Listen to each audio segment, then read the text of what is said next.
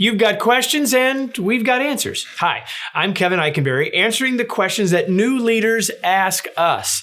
Actually, it's our goal to help all leaders be more productive, successful, and confident. And today I'm answering an age-old question. The question is, how do I reduce turnover? Are you ready? Let's get started. Turnover is a big problem, and there are lots of factors that can lead to turnover, of course.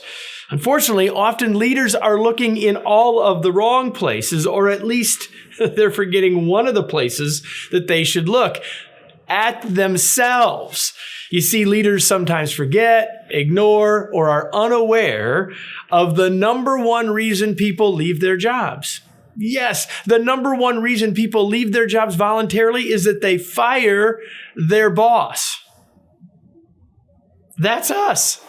So that's my first point. If we want to reduce turnover, we must realize that we might be part of the problem. Let me be more specific. You need to realize that you might be part of the problem. Well, that might be a bit disconcerting. You might not have ever thought about it that way. But if you look around your organization and you got more turnover than others, then maybe it's you. Now, if you've had one person leave recently, it might not be you at all, but we need to recognize that we play a role in this. There's no doubt about it, right? So what can we do? Now, there's plenty that we could talk about, far more than we can accomplish in this short video. But I want to give you some very specific things that you could do starting right now that could help you get at the sources or the root causes of the turnover as it relates to you or to me. So here we go. Number one, think about the culture you are creating. Right? Everyone that's around, everyone on the team is a part of creating the culture, but we play an outsized role in that. So is the culture that you have created or are creating one that people want to be in? Would people describe your culture in positive ways that say, hey, I want to be here, or not? So think about that and the role that you're playing in the culture that you have. If even you are saying, man, this culture is not very good, then that's part of the problem and you are part of the solution. Next, I want you to ask and listen more.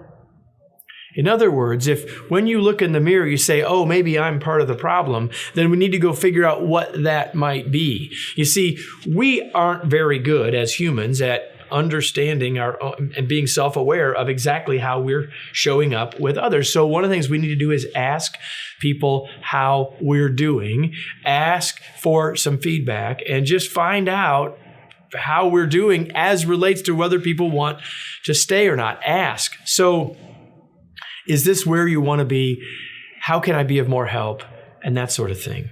Here's a specific kind of question to ask. Find out what the team needs from you. Both the whole team, you could ask this in a meeting, or individually. So, Joe, what do you need from me so you can be more successful? What do you need from me as your leader, as your coach, so that you can be more comfortable and more confident and be more productive and get more done and want to be here? Come straight out and say, where might I be in the way? What do you need from me?